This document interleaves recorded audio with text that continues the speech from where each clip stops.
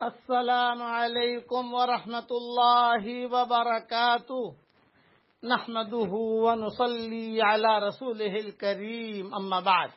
آج کا سبق سن لیجئے۔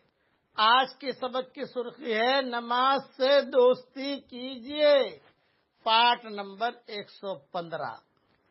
حضرت نظام الدین اولیاء کے زمانے میں جو بادشاہ تھا وہ بہت بڑا ظالم تھا۔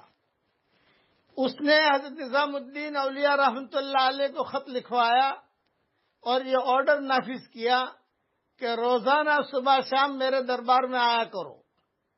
حضرت نظام الدین اولیاء نے معذرت کر دی کہ میں نہیں آ سکتا، میں مشغول ہوں، میرے پاس لوگ بہت آتے ہیں۔ بادشاہ نے کہا کہ میں بادشاہ ہوں، میرے کہنے کی وجہ سے نہیں آؤ گے۔ امام صاحب نے کہا، وہ حضرت نظام الدین اولیاء رحمۃ اللہ علیہ نے فرمایا کہ میں نہیں آ سکتا۔